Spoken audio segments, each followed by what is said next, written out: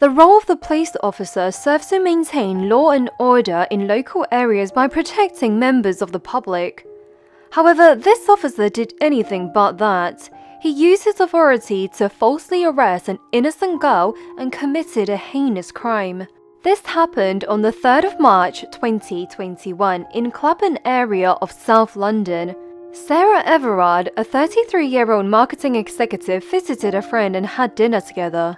Before entering her friend's house, she went in a supermarket and brought a bottle of wine in preparation for a lovely catch-up. On the other hand, Wayne Couzens was plotting something dark and sinister. We know this because a few days prior to the murder on the 28th of February, he rented a white Vauxhall Astra from a car rental company in Dover, Kent. He then purchased a roll of self-adhesive carpet protector from Amazon and a handcuff key. On the 2nd of March at 7 p.m, he began a 12-hour shift as a protection officer guarding the US Embassy, finishing work at 7 a.m. on the 3rd of March. He then drives back home to Kent to collect his rental car. Using the hired car, he then drives back to London, and here he spotted Sarah, which unfortunately for her, she would become his victim. Around 9 p.m, Sarah left her friend's house on Leithwaite Road through the back gate and started walking to her home, which was about 15 minutes away. As she was walking along a south-circular road, she spoke to her boyfriend on her phone for about 15 minutes, agreeing to meet him the next day. London is notorious for the amount of CCTV cameras in the capital. There's about 600,000 cameras watching over the city, and Sarah was captured by some of them on the night of the 3rd of March. A description of Sarah was that she was dressed in a mint rain jacket, navy blue trousers with a repeat white print, turquoise and orange on-cloud shoes, and a white beanie hat. At 9:28 p.m, she was seen on Poinders Road and just 4 minutes later on the dashcam of a passing police car. At 9:34 p.m, 48-year-old Wayne Couzens, an off-duty Metropolitan Police officer, went up to Sarah, showed her his police warrant and handcuffed her. He falsely arrested her for breaching the COVID guidelines, and at that time the guidelines were frequently changing, therefore Sarah, who's never been involved with the police, believed him. At 9:35 p.m, CCTV caught Wayne and Sarah standing beside Wayne's rented Vauxhall. 3 minutes later, at 9:38 p.m, another camera caught the Vauxhall's car plate, and it was around this time Sarah got into his car, believing she was under arrest and was transported to the police station. However, she soon come to realize this was not the case because Wayne didn't drive her to the police station, but in fact heading to a secluded area in Kent. At 11:43 p.m, they were in Dover, Kent, and at this point, Wayne forced Sarah to get out of the rented car and into his personal car. Between 11:53 and 12:57 a.m, Wayne's phone showed he was in the area of Sibbotswold, and this is where he raped Sarah. At 2:34 p.m, he then drove to a petrol station in Devon and purchased some drinks.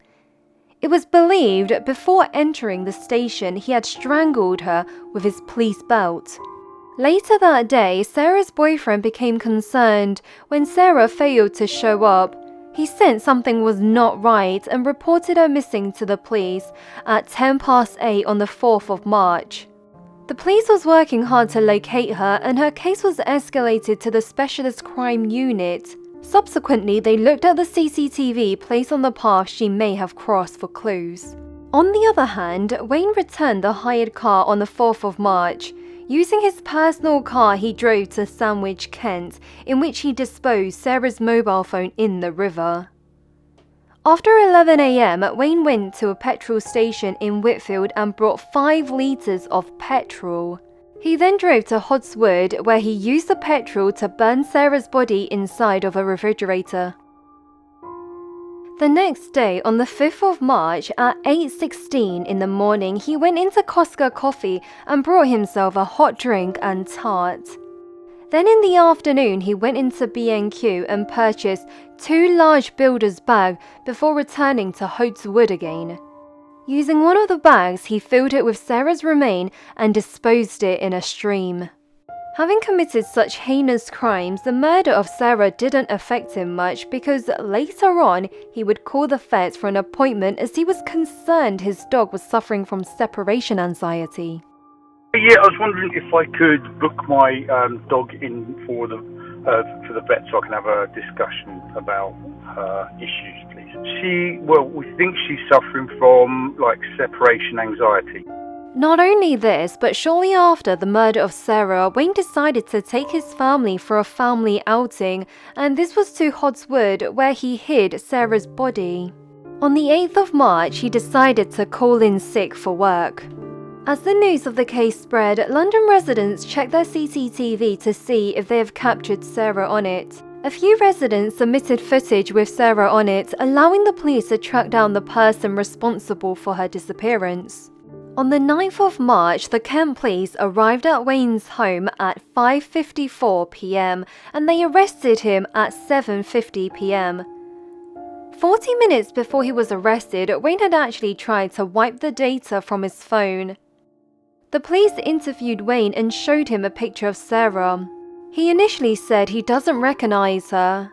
However, as the police asked him more questions, he changed his story and said he was having financial problems, so underpaid a prostitute, which later that prostitute went missing too. And apparently there was a gang threatening him and his family, saying Wayne must deliver another girl.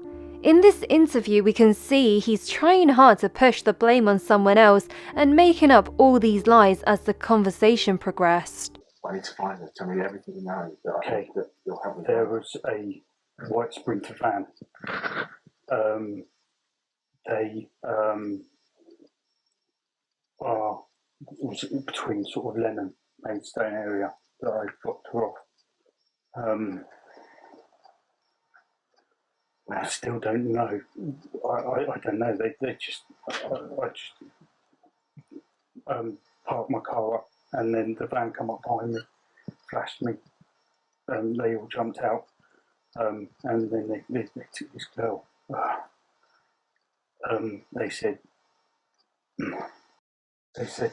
you've done good, and I don't know whether my family's going to be alright still. They threatened to take my family away from me. So at that point, I'm doing what I can to protect my family. That's it. So all I know is that it was a roundabout. We could drive there now. I could show you. Roughly, I don't know Lenham, Maidstone area at all. If we did it on Google, Map, it'd like Google Earth if we drove it. Right. To do it. I drove from Ashford to Maidstone. Yeah. Okay. Yeah. There's a roundabout that breaks up, I guess. So this is the first big roundabout that I've come to. You carry straight over to Maidstone, but instead I went round that roundabout and back up another road. And at that point, I was flashed and pulled over. Guys got out, opened my door, opened that door, pushed me out against the front of the car, took the girl, drove off. That's it. They said, we'll be in touch. So I'm here. I'm off work with stress because I'm here to protect my family. I want to be here 24/7 for my family. They come from my family. I've got nothing myself. I've got no choice. I'll go back through the route with you in a minute, alright? But how do they contact you? How did you contact them? I tried to film one of their call girls and rip her off. So she's told them, and they've got me. So How do they? No, but what I mean is, how do they contact you? How is it they've been in contact with you to make these threats? they just tell me, be here, been here. So Hotel Burston down in Brixton could be here. Okay, so I turned up. I've got no mobile number, and they have got my mobile number. They're obviously outside watching, following. I just, honestly... How are they telling you to be there? How is it they're giving those directions? Yeah, they'll come outside. So they'll be outside here. Yeah. And then they'll say, right, you're going to be in Folkestone at this time, or you're going to be in Ashford at this time. That's it. There's no links. The police then went on to investigate this, however found no evidence to support what he was saying, and they too wasn't convinced he was telling the truth. Wayne's wife, who was in her 30s, was also arrested at the address on suspicion of arresting an offender, but they were both subsequently released without charge. A day later, on the 10th of March, Sarah's remains were found. An autopsy was conducted and the body was confirmed to be Sarah through dental records. It was believed she was dead by 2:31 a.m. on the 4th of March, and the cause of her death was from compression on the neck. And Wayne was subsequently rearrested on suspicion of murder. While he was in custody, he sustained a head injury, so was hospitalized on the 11th of March. He pleaded guilty to kidnap, rape, and admitted he was responsible for her death. The case sparked outrage with the British public, who have been concerned about the safety of women on the streets in the UK.